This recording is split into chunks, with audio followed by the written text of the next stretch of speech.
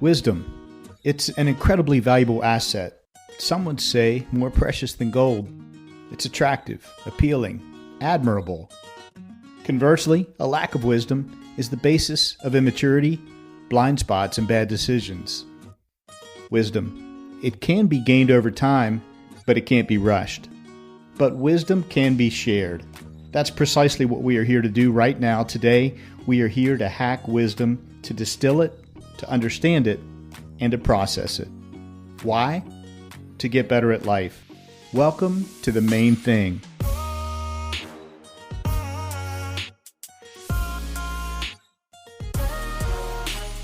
This is your new 9-minute podcast. I'm your host, Skip Linneberg, and I've set out to interview the wisest people I know.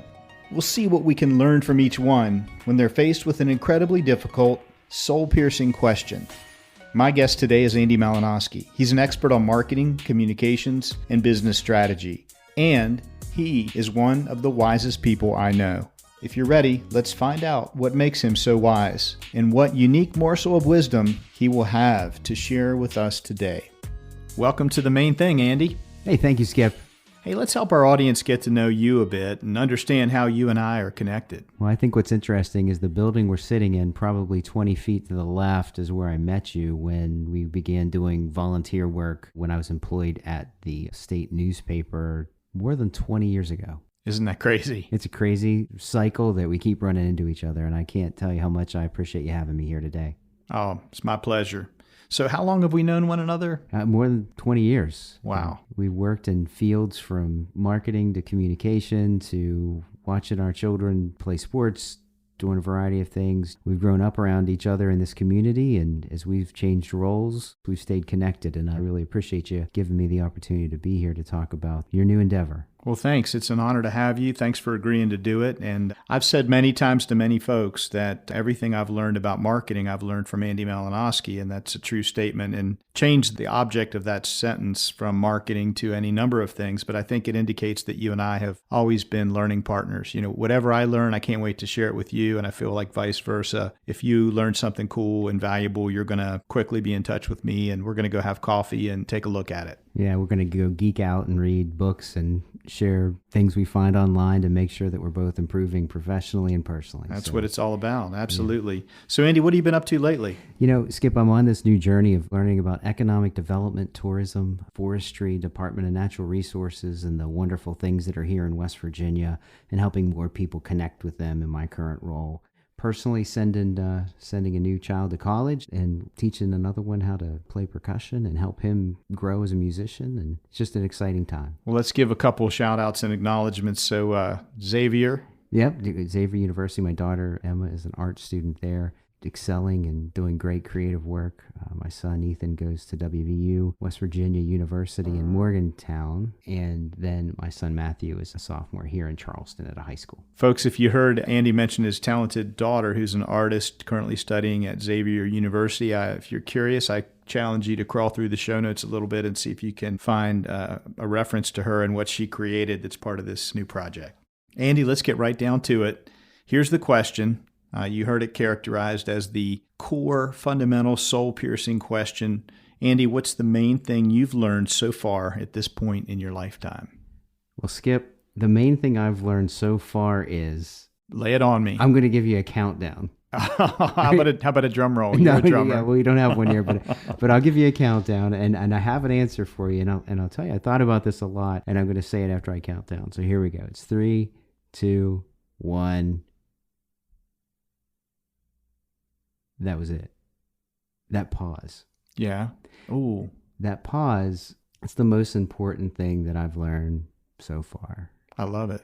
And creating that space, regardless how short or long it is, it lets us consider options. It lets us not react without thinking. It creates space for someone to tell me what I need to know to help them. That pause is a pretty powerful thing. It's helped me find solutions that led us to close deals that helped our companies we worked in survive. It's saved relationships. It's kept me from making really dumb mistakes. And it made me a lot wiser. And I found recently, as dynamics change and as occupations change, as my family changes and grows, and the more important it becomes, and the more severity around a decision, usually that pause needs to be longer. Sometimes it's more than right. the 8 seconds, me waiting before, if I have 10 seconds to respond, me waiting. And sometimes it's been weeks. Sure. Struggling with a decision that has to be made that may not be easy and will be a challenge, that helps you prepare for it. And, we've talked when we are doing sales and marketing, and if I say to you, what's the one thing we didn't talk about today that we should have? If I don't leave that pause there, the person I asked that question to can't tell me what they really need and what was really important to them. Yeah, and we're going to miss that entirely. Yeah. So I think that's kind of my main thing right now. It could change tomorrow. I love it. So, Andy, if you could take us inside that wisdom, who or what taught you this? What enabled you to gain this wonderful piece of wisdom? When I look back to determine where I gained that from, it's life experience, but I also read it in a book about sales. And then interesting. What I didn't realize, and the more I realize that about that now, whether it be personally thinking about it from personal growth perspective, sure, or not like if you want to call it meditation or spirituality or maybe mindfulness, to say what is really going on at this moment and not causing me to react my first reaction, because that's not always the best one. I mean, when I haven't used that pause, it's usually a mistake. Yeah. So learning that from a simple sales technique, or the one that I remember the most is a Northwestern Mutual Life insurance agent said, "So are you going to sign this insurance policy today?" And he slid a piece of paper across the table and set the pen down and didn't say anything for a minute and a half. Oh my gosh. It was Yeah. unbearable. So I guess I learned that was the exaggerated, awkward pause. Yeah. But now I use it all the time, and I'm grateful that it exists to help me help others and to help me help myself solve problems. So, Andy, you helped us to understand kind of when you learned that and the setting of the training from the insurance company. Can you remember what else was going on in your life at that time? Why do you think that part of your brain was opened up to learn that? It was a new and exciting time for my wife and I. We were starting as a family. We knew we needed insurance. And then I saw that technique, and then I used it in what I was doing for a living. And I didn't like sales. I didn't want to push goods and services on someone that didn't have value or solve their problem. So I became this listener that allows someone to actually help me help them.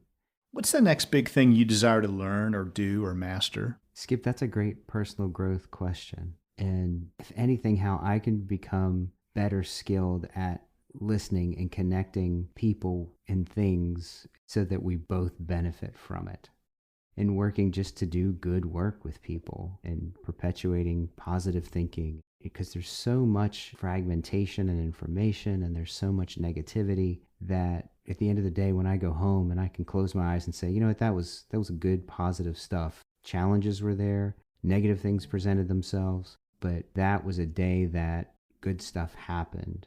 To focus on that and use that as a guidepost is something that I want to do every day. That's commendable for sure.